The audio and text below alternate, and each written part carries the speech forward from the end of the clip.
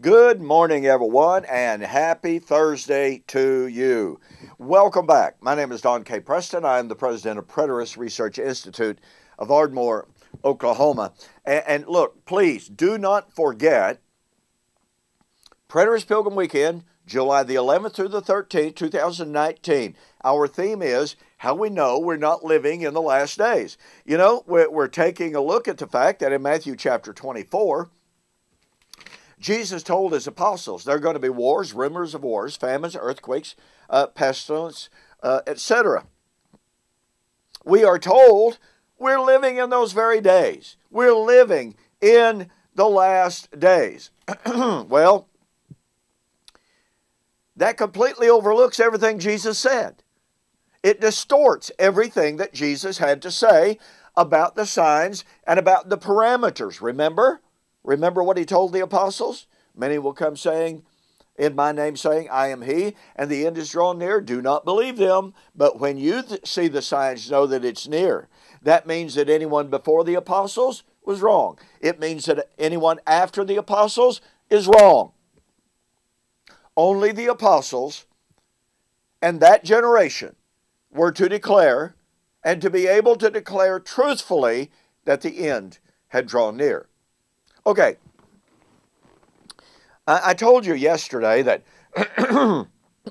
as Jesus talked about the wars, rumors of wars, famines, earthquake, perils, nations rising against nation, wars, rumors of wars, that I was kind of glossing over that to a certain extent. I mentioned to you that Gary DeMar has written a really, really excellent book. And again, I don't have any on hand. I don't have any on hand just yet, but I do recommend that you get a copy of this book. It's really, really super well documented. You'll be blown away at the historical evidence, the historical proof that what Jesus predicted in Matthew 24, 6 and following, was in fact fulfilled in that generation. But as I mentioned to you, and I've certainly done my own research on this, and that's why I know that Gary has done good research. His research is valid, okay? But again, I'm passing over the specifics here. I could chronicle for you. We could take week after week after week after week to show that, yes, there were wars, rumors of wars. I shared a little bit with you yesterday. There was famine. There was earthquake. There was pestilence. Seneca, Roman historian, chronicled over 30,000 deaths in one day in the city of Rome as a result of famine. I mean, folks, the evidence that everything that Jesus predicted here would occur in his generation, the evidence is overwhelming. Oh, but we are told, well, you know what? Those things happen in every generation. But Jesus said that those things would be magnified tenfold. In the generation of the end, there would be more and more and more and more of them. You know what?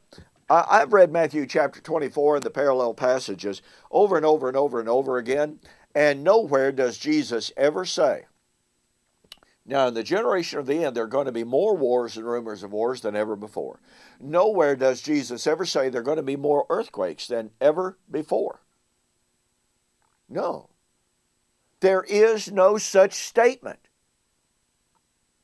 But you see, it would all be taken together as an accumulative whole and in that generation.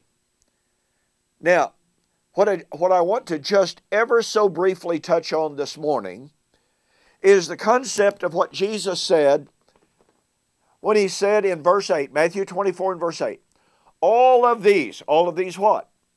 Wars, rumors of wars, famine, earthquake, peril, pestilence. All of these are the beginning of woes. Well, you know, our English translation doesn't quite give us the force of this, and certainly doesn't give us the force that a Jewish reader or a Jewish listener would have caught on to immediately. The word that Jesus used here is travail, birth pangs. And Jesus was tapping into an extremely well-known motif. Emil Schurer, who is recognized as one of the very top authorities on ancient Jewish beliefs, the Jews and the life and the times of Jesus, the Messiah, he chronicles that in the centuries prior to Jesus, and certainly in the first generation, there was a widespread belief found in rabbinic writings, found in Jewish writings of all sorts. There was an eschatological narrative, a timeline of what would happen in the end times, in the last generation of the end. Elijah would come. We'll talk about that. But there would be famine, earthquake, pestilence, wars, rumors of wars, all of which would lead directly into the Great Tribulation. The Great Tribulation would refine the righteous remnant of Israel, and only the righteous remnant of Israel would survive the Great Tribulation. The Great Tribulation would lead directly to the coming of the Lord, the judgment, the kingdom, and the resurrection. Folks, listen, not only does Emil Schurer chronicle this, but scholars such as Brent Petrie, in his really wonderful book, Jesus, Tribulation, and the End of Exile, he confirms all of this. N.T. Wright, in his writings, confirms all of this. I mean, D.S. Russell, who is perhaps not widely known as N.T. Wright, but certainly he chronicles this belief. And a host of other scholars that I could cite. The point of it is, there was this belief that in the end time, in the last generation, all of these things would come to pass, and they were called the birth pangs of Messiah, Messianic birth pains, and other terms.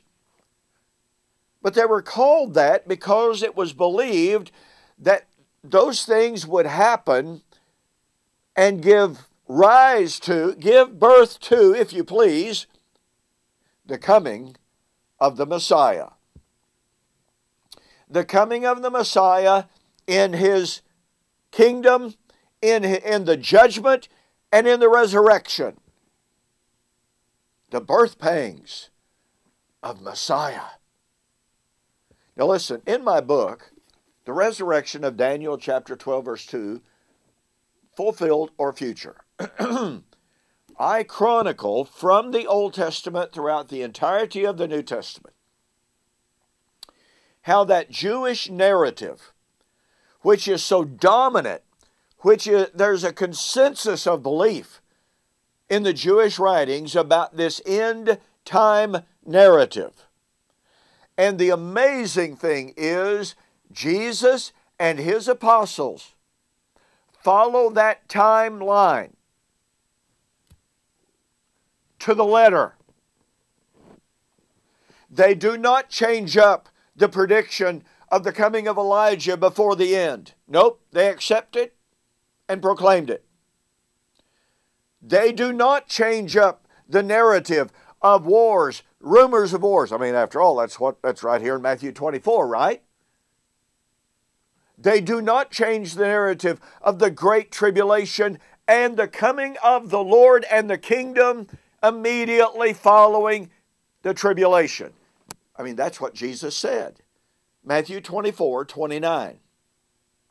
Immediately after the tribulation of those days, the sun will be darkened, the moon will not give its, or moon shall be turned to blood. The stars of heaven shall fall from the sky, and they will see the sign of the Son of Man in the heavens.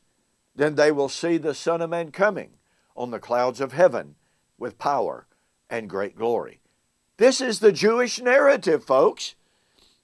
So what we're going to begin doing next week, this is Thursday, is to examine from the Old Testament this doctrine of the Messianic woes. We will show you how it applied to the events leading up to the AD 70 destruction of Jerusalem, which Jesus described as the coming of the Son of Man in power and great glory. This is incredible. In the meantime, let me urge you that you get a copy of my book, The Resurrection of Daniel chapter 12, verse 2, Fulfilled or Future. If you order the book, go to my website, donkpreston.com or BibleProphecy.com. I'll pay your shipping. Now, in the meantime, since we've only got a couple of days left, I mean, really, it's just about over. The month of March 2019 is over. Don't forget, March 2019 two-book special. Regular price, if you bought them individually, would be almost $35. If you go to my website, donkpreston.com, BibleProphecy.com, there's a banner up at the top to order these two books together. Your total delivered price, no ads, no extras, nothing, $25. Saves you almost $10, folks. Oh, and thank you so much for your excellent response to this offer. Now, beginning next week, Lord willing, nothing happens. Boy, I'm busy. But anyway, we're going to begin a review and response and refutation of Sam Frost's new book, The Parousia of the Son of Man. He is presenting this, obviously, as an utter refutation of covenant eschatology. But I can tell you this, it fails, and it fails badly. You don't want to miss that. So, Lord willing, a week from tomorrow, we'll begin our review and response to Sam Frost's book. All right? Thank you so much for joining me for this morning's Morning Musings. Hope you have an absolutely fantastic weekend, and please be safe. Hope to see you on Monday.